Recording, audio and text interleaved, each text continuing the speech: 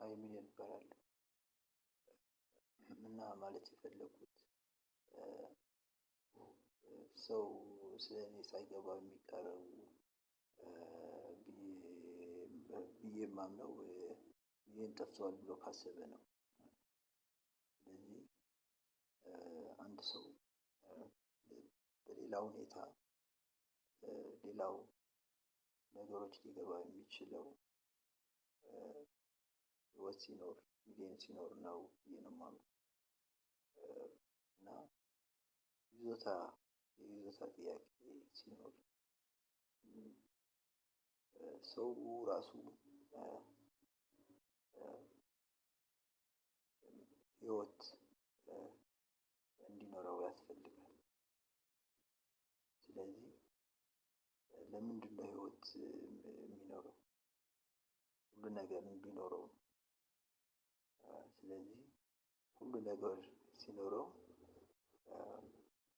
ለምሳሌ ቤት፣ መኪና፣ ሀገር፣ ዓለም፣ ዩኒቨርስ እንዲኖረው መጀመሪያ ህይወት ነው። ስለዚህ የዩኒቨርስ የምንለው ምንድነው? ዘርዝረን በዩኒቨርስ ያሉ ነገሮች ምንድን ናቸው ከምንል ፈርስት ኦፍ ኦል ለህይወታችን መሆኑን ነው። ስለዚህ ህይወታችን ብዙ ነገር ስላለው ለዛም ላለን ነገር ደግሞ ይዞታ ያስፈልገዋል ማለት ነው። ስለዚህ ይሄ ህይወታችን የፈለግነውን ነገር ይዟል ካልን ሁሉም ነገር ይዟል ካልን በኋላ ይዞታ አለው ማለት ነው። ስለዚህ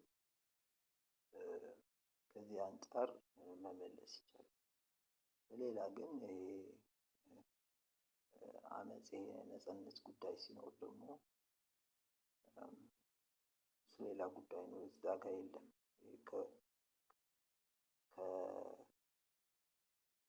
ከይዞታ ከመኖር ምን አይነት ይዞታ ዩኒቨርስ ማለት ነው ይዞታው። አንድ ሰው ዩኒቨርስ ይኖረዋል። በዚህ አንደርስታንዲንግ በዚህ መግባባት ሊኖረውም ላይኖረውም ይችላል ማለት ነው።